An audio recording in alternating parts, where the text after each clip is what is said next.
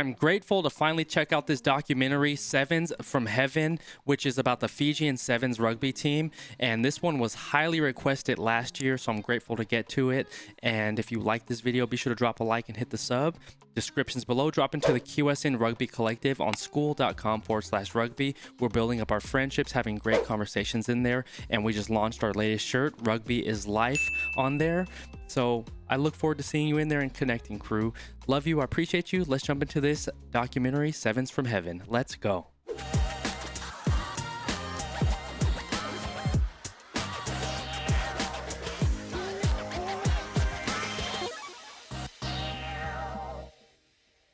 Massive love to HSBC for creating this documentary on the Fijian Sevens team. It's called HSBC Sports, the most unbelievable story in rugby, Sevens from Heaven. You know what to do, crew. Like the video, subscribe to their channel.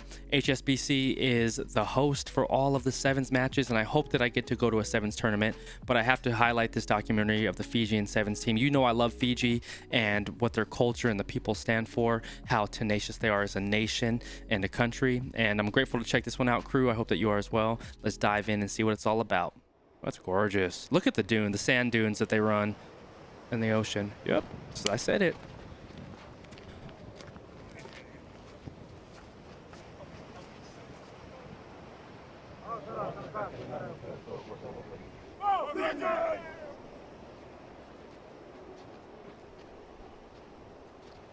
The filmography on this is beautiful. I don't want to write my name on sand, where the wind comes and blow it away. I want to write my name on stone.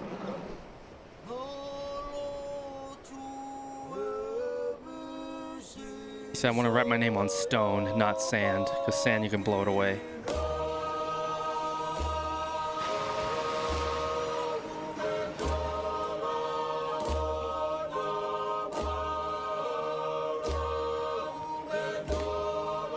I'll comment every here and now, but I just really want to take in the documentary without talking too much.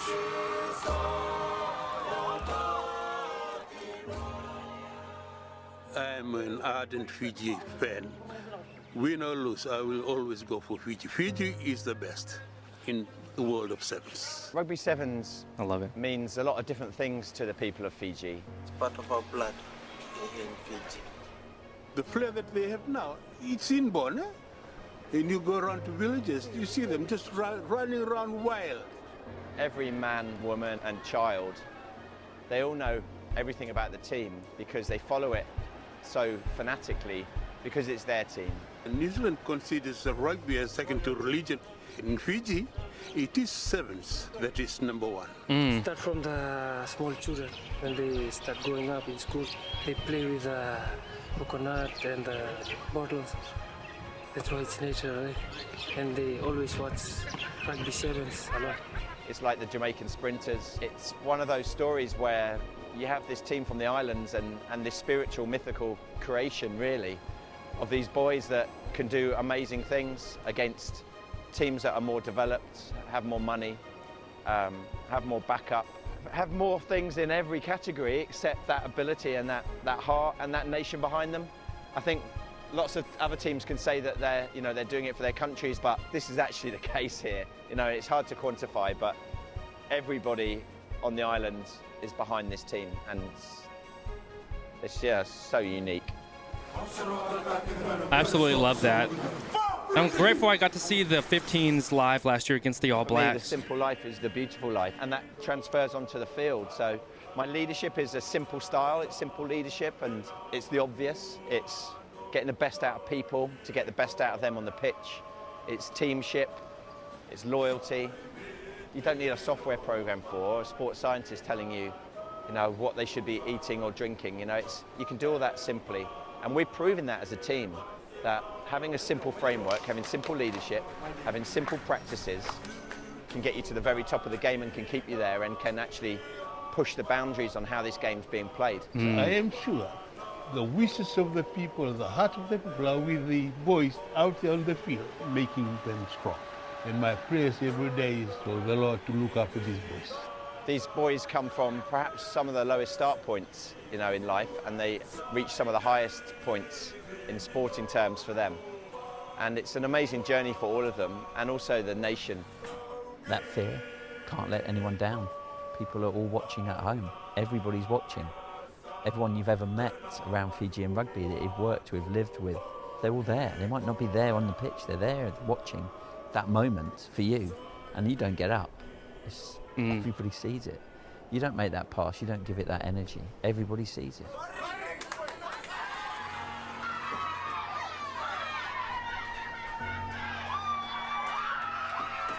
I hope to get over to Fiji, drink some kava with the Fijian crew. When we go out there and we just do our thing, I think it's going to be beautiful. It's really just a humbling experience when you look back at the way you grew up as a kid and the way you wanted to follow your idols, but now you get to live it. And it's just the same sensation, but there's more enjoyment out of it because you're really living and playing the moment. Fijians, they just play this complete opposite style of rugby that really no one in the world plays. I say to lots of people that I feel like I didn't know my true belonging until I came here to Fiji, and I don't know if I got all of the Fijian flair in my genetics, but yeah, it's certainly a part of me, and to be in this environment around the most talented players in the world is, yeah, it's just incredible.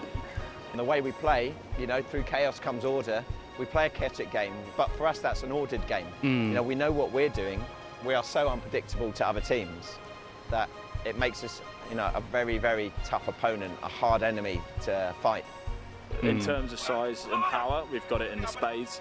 In terms of this technical aspect of the game, the line out, you know, we've got a foot to a man across the board, so, you know, we need to utilise that, and we also want quick ball so we can play high tempo rugby. You know, I think if we play to our best attributes, which is one of those is our height, you know, there's no reason why we can't win clean line-out ball every time, and also we're physically more powerful than other teams. We never hit you where you'd expect. I really loved the pool workouts that they did for the line-out play. That was incredible. We did pool training in sports for low impact, and I think that was beautiful to see. We surprise and we evade. You know, we're this group that will come in and launch attacks from all over the place and never settle down. You'll be chasing shadows when we're on form. And if something happens on the field that's unpredictable, we'll react quicker. It's what they're used to, it's how we play, and it provides a very successful platform to play the game.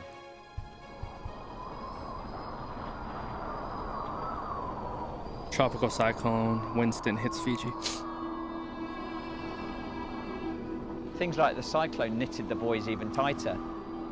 You get knocked down maybe more times than you can count, but you know, to get back up is really a testament to, you know, what kind of person you are. They tore it up, man. It's sad. To see the reaction of people with houses destroyed, you know, nothing left, and still they have their TV on and they're still cheering, and you know that rugby is something else to the people of Fiji. The old X-Men t-shirt, I love that. I love how he's sitting on the old rusty weights. Those are the heaviest weights that get you the most powerful. Those outdoor weight systems, just working with what they have. I love that. It's beautiful. No, I've never had a group of players that have laughed as much and they're happy. They're probably the poorest group of players I've ever coached as well, yet they're certainly the happiest. And I think in rugby terms, that's meant they're really resilient, they're robust, they're very grateful for what they've got. They're incredibly excited about this trip to Rio. For them, this is beyond excitement.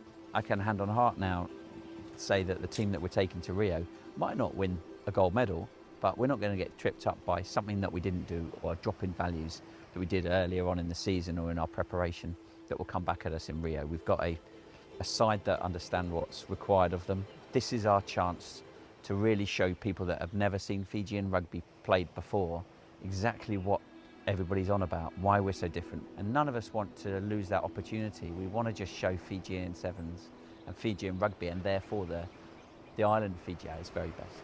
Let me go back real quick. I want to see that Fijian training rugby. they were doing right here. I was looking more in the background.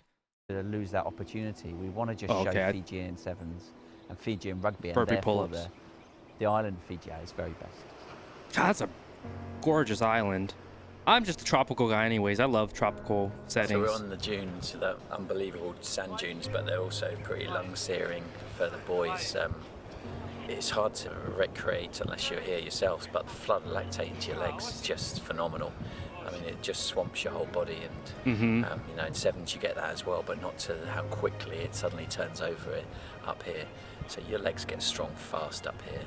I believe it. Obviously, the base work we've done in the last 4 weeks has really helped them to recover quicker from the reps that we're doing at the hills. So, yeah, they're doing well. But as I said, it's a painful experience. You know, so I relate to this a lot because I was born in Alamogordo, New Mexico, Holloman Air Force Base. And outside, if you're familiar, in Alamogordo, we have White Sands National Monument, where it's white gypsum sand dunes. And we used to run those white sands dunes in the summer.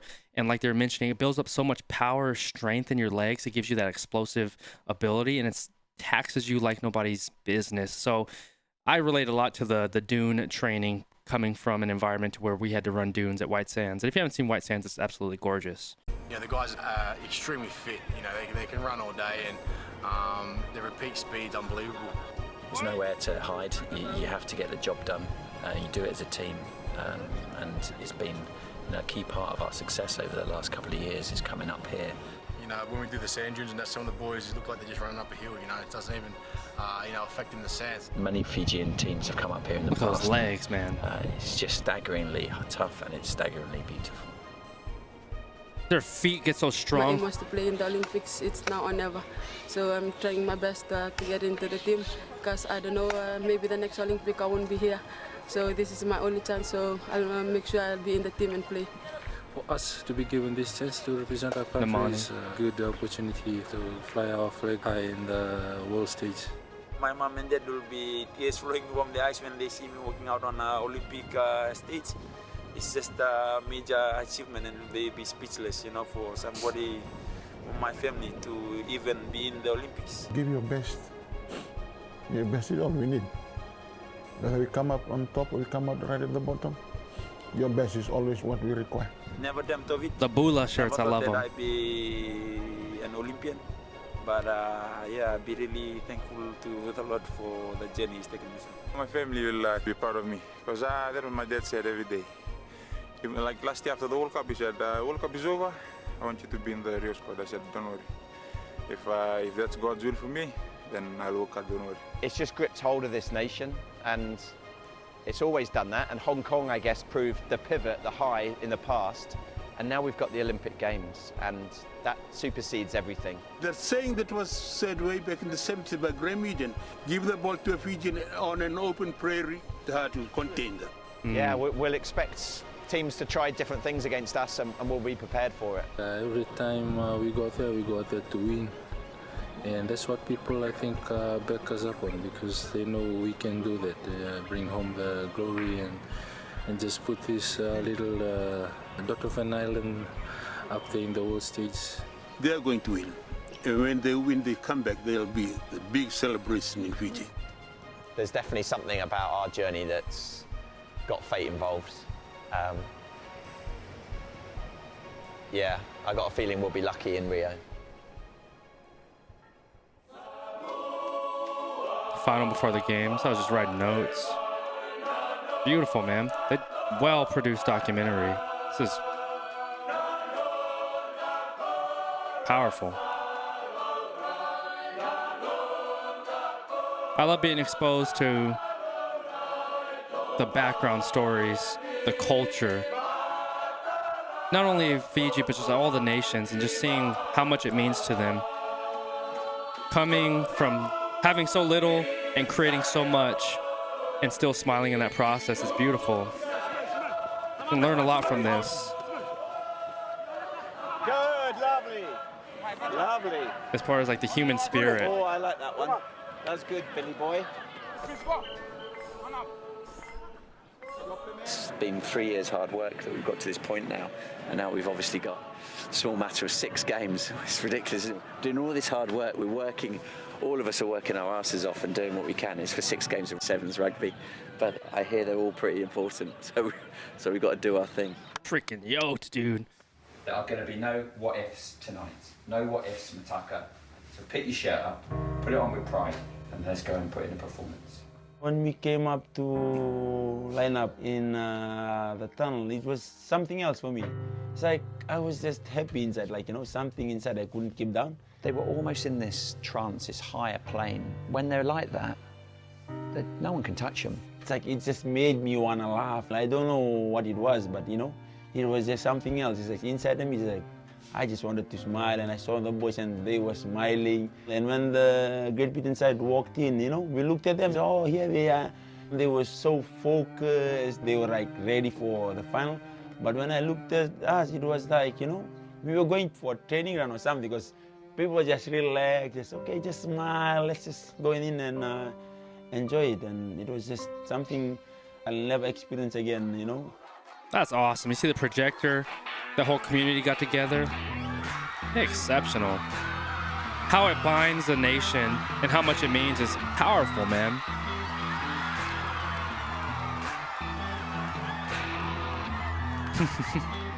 Cute. I think going back to all this stuff that we do together, I think it does suddenly get us into this zone where we just function above everyone else. A Fijian team, when they are relaxed, smiling, when they are enjoying themselves, the team they are facing had better not treat that as a sign of weakness, because that's when the Fijian boys are really on point. You could see it, you know, it was ridiculous. You know, Semi Kunatani was going through brick walls. So was Leone. They were staying on their feet, they were controlling things, and that was just about getting everything right, ready for that last game. If you're going to win a gold medal, you've got to have your best at last, and we did that. This is a well-produced documentary, Coming Home with Gold. This is an incredible documentary. To our victorious Fiji Rugby Sevens team, who have just returned from Rio, for representing us with pride in flying the Fiji flag. As soon as we got into Fiji, it's like, yes, now I know that we won, just because of the reaction of the people. Toto vidi Toto. But now, it gives me great pleasure to invite the Fiji players Rugby Sevens team to the To see people in your homeland so prideful of what we've done and how happy everybody was, and, you know, the occasions going on. It really just dawned on us how big it is, you know, and what it meant for the people of Fiji.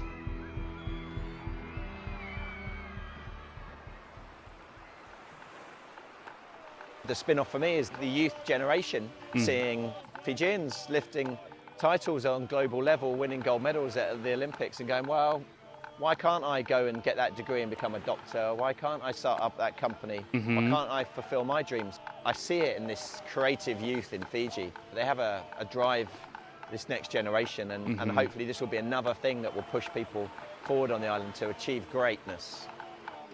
It's true. For me, when I look at that medal personally, you know, I look at the journey God's taken me through my ups and through my down, and, you know, I'll have it with me for the rest of my life, and I hope God gives me children that I can share it with them, and probably I have grandchildren, and that medal will be around. Even if I'm gone, that medal will be around with my family, just to remind them that a part of a family member won gold in the Olympics, and to inspire future colonial generation that are coming up, that, you know, they too can do it, and for them to know that they come from a great sporting family. And I hope I can be remembered that way, and that medal should be remembered that way too, and it's with the family. I love that, man. Dang, that's a really good short documentary.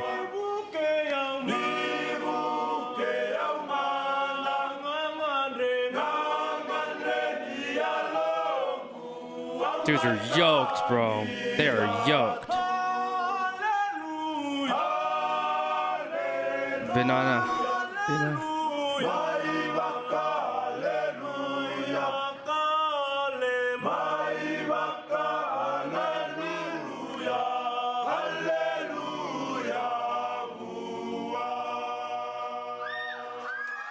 Beautiful. That was dope. I enjoyed it. I really enjoyed that. Exceptional documentary. They did it from the videography, the scoring, the music, showing the background and building that that storyline was absolutely exceptional. I have some things I'm looking at that I put on my notes, but things that stood out to me as far as like just the strength and the culture that the Fijians have is, like they said, they're able to achieve so much with so little. Like he said, it's one of the poorest nations and clubs, or well, not clubs, poorest nations that he's ever coached, but they have the most strength. And just seeing what it meant to that entire community about how they all bind it together under that tent, that they put that projector up and that TV just to watch their team. And you can see how much it meant just from the emotion, from the dad talking about his son to the man mentioning how much the Sevens Fijian team means to them and the entire nation, holding that medal in his hands, talking about it transcending generations from his kids to their kids and beyond, knowing that they come from greatness and inspiring that next generation to believe in themselves, not only from the aspect of sporting, but from whatever they want to pursue in life, whether it's business ventures, education, careers, and how it just creates that ripple effect in their nation and gives them that hope, even when there's destruction, where that hurricane hit, to where there's poverty, but allowing themselves to smile through all that adversity and being so prideful and having so much strength. To me, that's incredibly impactful, because coming from America, we have so much here. We're a very affluent country, and there's pockets that are definitely we have poverty in America as well, but not how like we're experiencing. And like looking at this documentary, we see a lot of success here. Medals, we get them all the Olympic Games, so it's not about like getting one medal. It's just like, how many medals can Americans get? We always try to go for the top goal, but seeing Fiji excelling in a sport, having no money to do it. One of my friends, Tom Dyer, he was mentioning how they had to get sponsorship from nations to play in the World Cup. And seeing pictures on Reddit where the Fijian team they went on travel, but they were in like a little hut as a professional team prior to going to these massive matches. Seeing what they're able to accomplish with so little, to me, that's incredibly impactful, inspiring. It shows how much bigger this is than just the game itself, how it's helping the nation continue to endure, put smiles on their faces and smile through it all and support one another. I think it's absolutely exceptional. I appreciate you all linking me to this documentary. I'm glad that I got to watch it, and I'm grateful for you all, Qrew. Thank you for continuing to teach me and educate me in the sport, not only about the sport itself, but the culture, the fabric that's weaved into who you are as a person, as a nation, and the identities that are created from these sports, and just the inspiration, the grit, the tenacity, the strength that is built in the communities that you all have is absolutely incredible. And I'm grateful to be exposed to it and to showcase it and highlight it on here, Qrew. Bula, my brothers and sisters, I love you. I appreciate you. Hopefully I get to go check out some Rugby Sevens tournaments, get to go to Fiji and check out more Fijian 15s as well. And as my Fijian brothers and sisters have said, if I get a chance to drink kava with the Fijian crew, that'll be the honor of my life. And just always excited to be here, Qrew. Appreciate your love and support. If you like this video, be sure to drop a like, hit the sub, and descriptions, drop into the QSN Rugby Collective on skool.com/rugby, building up our friendships, having amazing conversations. We're dropping new merch every month for the collective that we all decide on together, and we launch it. And this is one of the designs that was created and decided, Qrew. But I love you. I appreciate you. Bula. Always stay laser focused on your dreams and your vision. And remember, you're in control. Love you, Qrew. Peace.